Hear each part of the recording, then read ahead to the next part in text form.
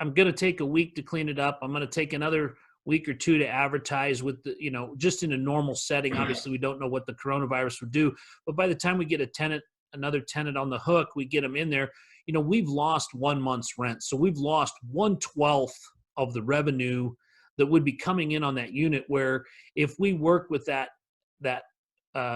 tenant and we take half rent in April and half rent in May, then effectively you've kept the tenant. You haven't risked trying to find a new tenant in the coronavirus environment, and you've ensured that the person that does need a home that has taken care of the place is still going to be there. And worst case scenario, you've got a deferment on the rent that you pushed out, and you're not having to pay the fees that are associated with the turnover. So it makes a lot of sense, Jeff, that you guys at Executive Management Services are taking this proactive approach. How are your owners liking the thought? I mean, let's just get real. Nobody likes the thought of not getting the rent. But how are your owners liking the thought process of getting someone on a payment plan and not losing the tenant versus being the cold-hearted jerk that throws the guy in the street because he missed rent by 5 days?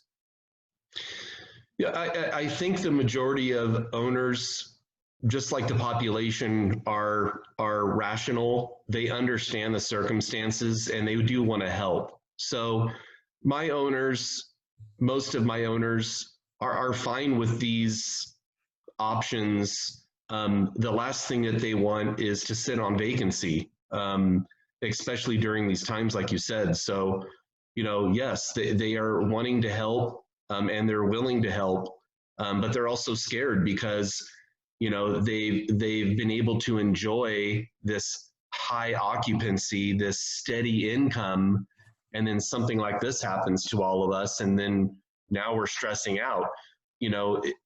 Property owners have a big responsibility.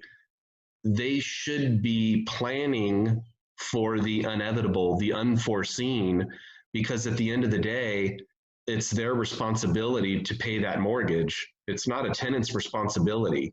Right. So, I feel for them because, God forbid, if we had a bigger disaster upon us where it would cause a building to go completely vacant, then what?